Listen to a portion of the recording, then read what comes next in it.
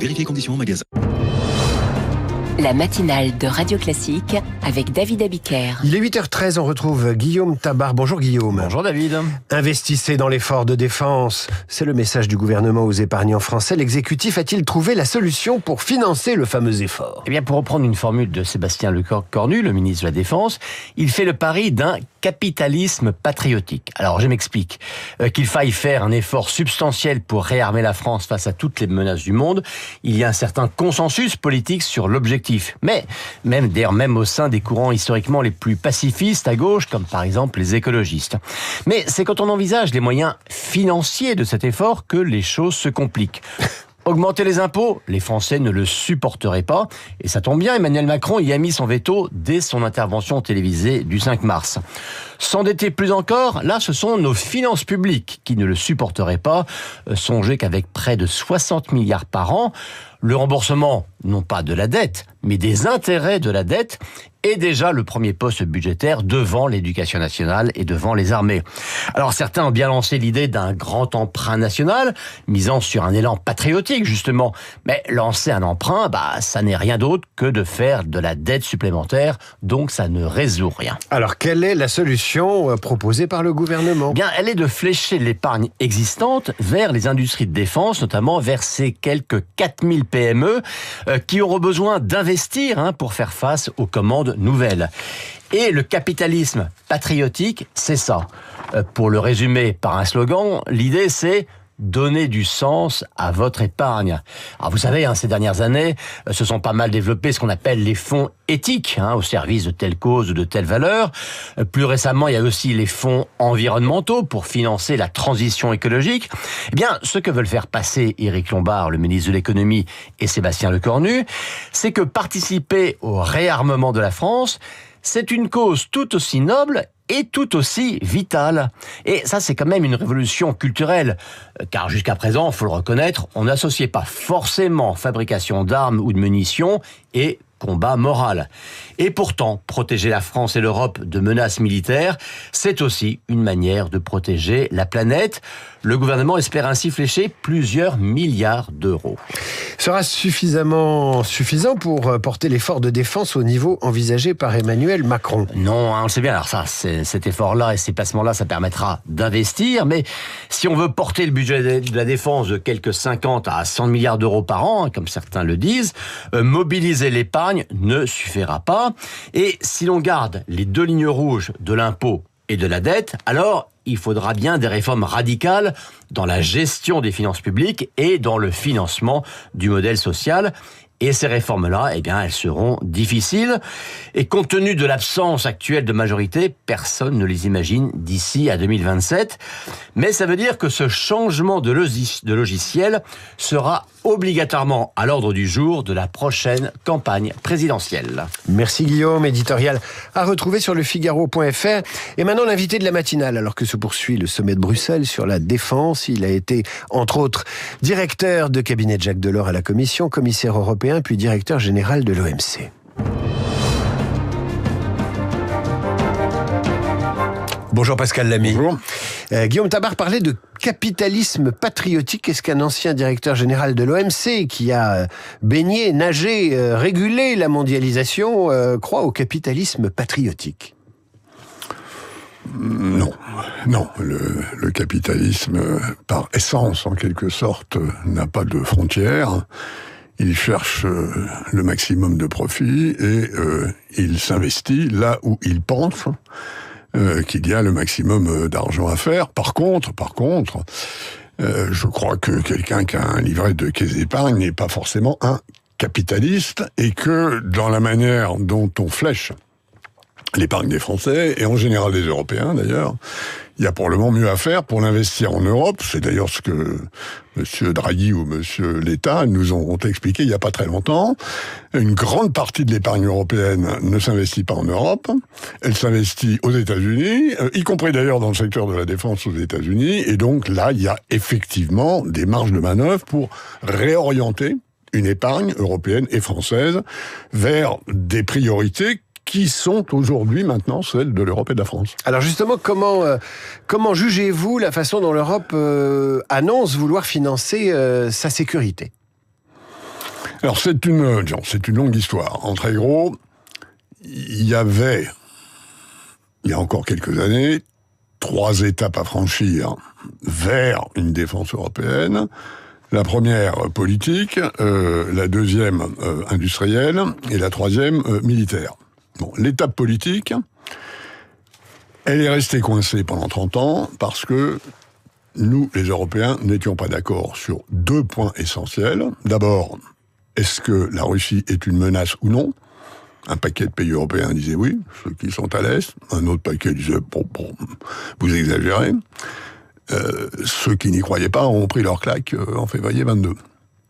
Et puis l'autre profond désaccord, c'était sur la garantie de sécurité américaine, où en gros les pays de l'Est nous disaient évidemment que c'est béton.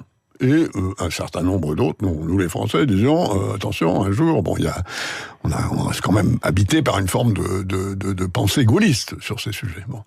Et ça, évidemment, Trump, c'est l'autre côté qui a pris sa claque. Donc maintenant, on est un partout la balle au centre. Le verrou politique vers l'imagination de la nécessité d'une défense européenne, ça y est, il est débloqué. Donc, alors maintenant, on arrive aux choses sérieuses.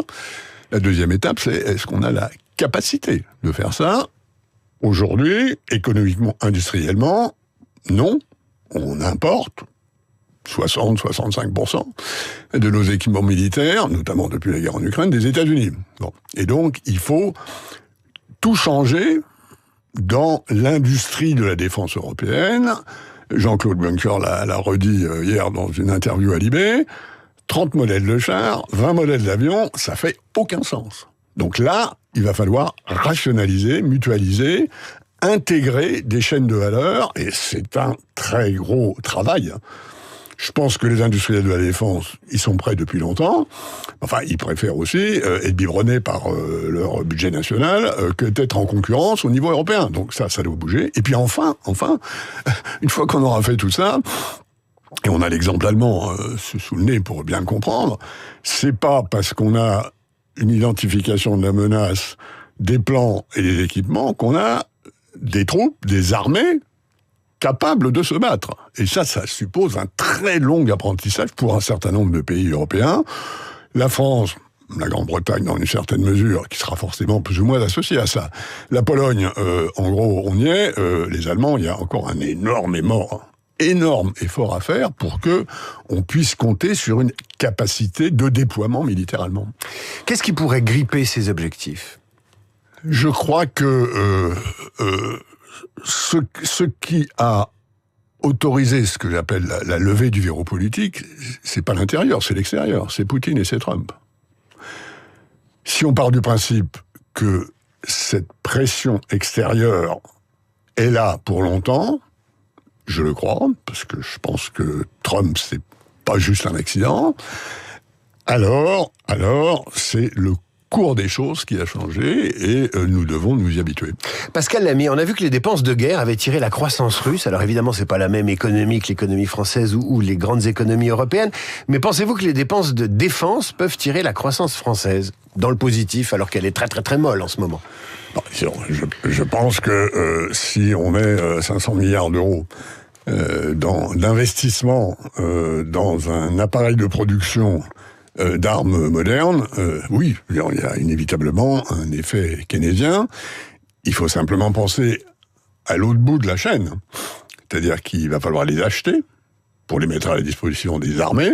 Et là, on tombe sur de la dépense publique, d'où le sujet, qui d'ailleurs a été, si je comprends bien, débattu au Conseil européen d'hier à Bruxelles, de savoir si on renouvelle ou non une opération d'endettement européen commun pour investir en commun dans une mutualisation d'industrie de défense. Il y a des pays pour, il y a des pays contre. Mon sentiment sur ce sujet, c'est que ce sera l'Allemagne qui fera penser la balance d'un côté ou de l'autre. Du côté français, nous, on est évidemment toujours pour de la dette européenne, parce qu'on est en général plutôt pour de la dette, plutôt que du contrôle des dépenses. Ça fait un peu, hélas, partie de notre culture. Et l'autre côté, ce sont des pays ce qu'on appelle les frugaux. des pays comme les Pays-Bas, qui évidemment, eux, ont toujours géré leur budget public de manière serrée et qui trouvent que s'endetter au niveau européen, c'est un peu payé pour les autres. Pascal Lamy, ancien directeur général de l'OMC, l'invité de la matinale. L'Europe a décidé hier de ne pas répliquer immédiatement aux mesures protectionnistes américaines sur l'acier et l'aluminium. Comment fait-on si on réplique pour éviter la surenchère américaine, par exemple sur les vins et spiritueux? Il y a cette menace d'augmentation des 200% de taxes qui est très spectaculaire, très trumpienne, si j'ose dire. Est-ce que l'Europe a la bonne démarche pour affronter le protectionnisme américain et éviter l'escalade? Alors, éviter l'escalade, la réponse, c'est chez Trump. L'Europe a les moyens, parce qu'elle a une économie de taille comparable à l'économie américaine, d'entrer dans un rapport de force commercial, y compris sur des sanctions. Le passé l'a prouvé. L'Europe a une position équilibrée. D'un côté, on dit, et c'est la raison pour laquelle la mise en œuvre des contre-mesures européennes a été reportée de quelques semaines, on est prêt à discuter s'il y a des choses que les Américains veulent qu'on fasse.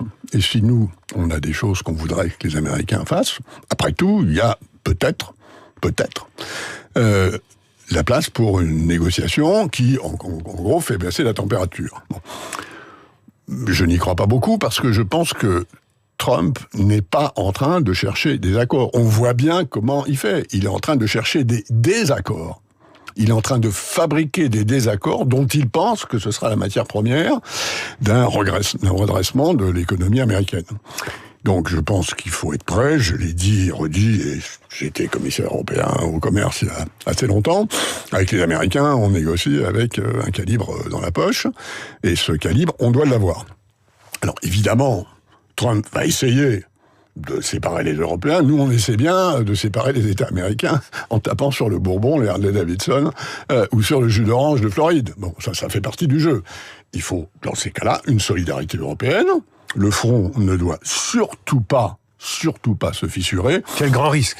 Et si les producteurs français de cognac ou de Chablis sont obligés d'entrer dans une phase difficile, je crois, et je ne m'avance pour personne en disant ça, mais enfin, dans le budget européen de l'agriculture, il y a de quoi les aider à passer un mauvais moment, quand même. Donc ça fait partie, à mon avis, de l'expression d'une solidarité européenne. Pascal Lamy, est-ce qu'il reste, malgré cette relation entre l'Europe et les États-Unis qui se grippe, qui se complique à cause du protectionnisme, est-ce qu'il y a des espaces de libre-échange? Est-ce qu'il y a encore une place pour des zones d'échange, de commerce, de prospérité, indépendamment des États-Unis? Parce qu'on regarde vraiment le prisme du commerce mondial à travers cette relation avec l'Amérique, mais il y a le reste du monde. Alors d'abord, le problème, c'est pas entre l'Europe et l'Amérique.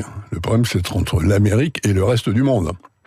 Les 15 dirty countries, comme ils disent à Washington, que Trump s'apprête à taxer avec des droits de douane de l'ordre de 20% le 2 avril, c'est les 15 principaux partenaires commerciaux des États-Unis.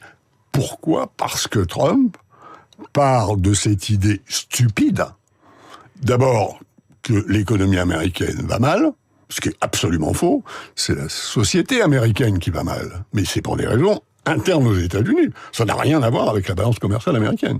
D'autre part, il pense que entourer les États-Unis d'un mur de droits de douane, ça va être bon pour l'économie américaine. Tout ça, c'est faux. Donc, on ne peut sur des idées aussi stupides de départ, on ne peut pas s'attendre à des choses raisonnables. Bon. Ça, c'est le problème. Maintenant, regardons les chiffres. Les États-Unis, c'est 15% des importations mondiales. Donc, dans les 85 autres pourcents, il y a de la place, non pas pour le libre-échange, quelque chose que je n'ai jamais utilisé cette expression depuis que je m'occupe de ces questions, parce que ça n'existe pas, mais pour davantage d'ouverture des échanges. Vous faites quelque chose mieux que moi, je fais quelque chose mieux que vous. On a en gros intérêt à échanger davantage parce que je bénéficie de votre savoir-faire et vous du mien. Ça ne veut pas dire que chez nous, tout ça se passe sans problème, mais disons, oui, il y a de l'espace, et notamment dans le cas européen, avec un certain nombre de pays en développement, en Asie du Sud-Est. D'abord, parce que c'est là que la croissance est la plus forte. Des pays comme le Vietnam, l'Indonésie, la Malaisie. D'autre part, en Amérique latine, et c'est là qu'on va revenir assez vite sur cet accord Mercosur, qui, dans ces circonstances, devient, de mon point de vue, de plus en plus rationnel de le faire. Et puis, il y a effectivement, à terme de 10 ou 20 ans d'ici, et il faut le préparer, l'étape africaine, parce que pour l'économie européenne, ce qui va compter le plus dans les décennies qui viennent, c'est le rythme de croissance africain. Pascal Lamy, merci d'avoir été aussi clair et d'avoir parlé aux auditeurs de Radio Classique ce matin. À bientôt et merci. À suivre le rappel des titres, la revue de presse d'Hervé Gattegno et nos esprits libres, Jean-Marie Colombani et Géraldine Wessner. Il est